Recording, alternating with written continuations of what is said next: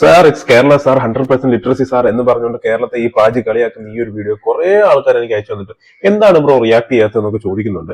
ഞാനും ഇന്നലെ ഈ വീഡിയോ റിയാക്ട് ചെയ്യാൻ തുടങ്ങിയതാണ്. പക്ഷേ റിയാക്ട് ചെയ്യാൻ തുടങ്ങിയപ്പോഴാണ് ഞാൻ എന്താ ഈ ഒരു വാർത്ത കാണുന്നത്. ബ്രോസ്റ്റഡ് ചിക്കൻ തീർന്നതിന് മർദ്ദനം. 5 അംഗ സംഘമാണ് കോഫി ഷോപ്പിൽ ഉടമയുടെ ജീവനക്കാരനെ ആക്രമിച്ചത്. കുറെ പേര് പാതിരാത്രി വന്നിട്ട് ബ്രോസ്റ്റഡ് ചിക്കൻ ഉണ്ടോ എന്ന് ചോദിച്ചു. കടയുടമ പറഞ്ഞു സോറി ചേട്ടാ ഇല്ല, തീർന്നു പോയി എന്ന്. അത് കേട്ടതുമല്ല, കടയുടമയെ തല്ലാൻ വേണ്ടി ചെല്ലുകയാണ്. ഒരു ഭക്ഷണസാധനം നമ്മൾ ഓർഡർ ചെയ്തത് തീർന്നു പോയി എന്ന് പറയുമ്പോൾ അതുപോലും മനസ്സിലാക്കാനുള്ള ബുദ്ധിയോ ബോധമോ ഇല്ലാത്തവന്മാർക്ക് വേണ്ടി ഞാൻ എന്ത് സംസാരിക്കാനാണ്?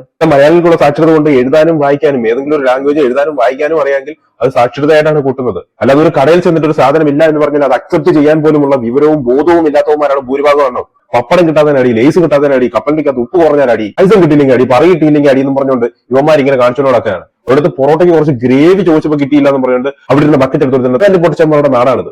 യുവമാർക്കൊക്കെ വേണ്ടിയിട്ട് എന്ത് ഞാൻ പറയണമെന്നാണ് നിങ്ങൾ ഈ പറയുന്നത്? എനിക്ക് വീഡിയോ അയച്ചതിനോട് ചോദിക്കാനുള്ളത്. ഡെയിലി ഇതുപോലത്തെ വാർത്തകളാണ്. ഇങ്ങനെ ഇത്രയും ബോധമില്ലാത്തവർക്ക് വേണ്ടി എന്ത് സംസാരിക്കാനാണ്? കുറച്ചെങ്കിലും ബോധം ഉണ്ടെങ്കിൽ അവിടെ അടി ഉണ്ടാക്കാൻ പോകുമോ? രാത്രി ചേട്ടാ ഫുഡ് തീർന്നു പോയി, അത് മനസ്സിലാക്കാനുള്ള കുറച്ചെങ്കിലും ബോധമില്ലാത്തവന്മാരാണോ നമ്മുടെ നാട്ടിലുള്ളത്? എന്തായാലും വീഡിയോ അയച്ചതോടെ എനിക്ക് പറയാനുള്ളത് ഇതുകൊണ്ട് തന്നെയാണ്. ഈ ഒരു വാർത്ത കണ്ടതുകൊണ്ട് തന്നെയാണ് ഞാൻ ഒന്നും തന്നെ മിണ്ടാൻ പോകുന്നത്. പിന്നീട് എന്ത് കാണിക്കാനാണ്?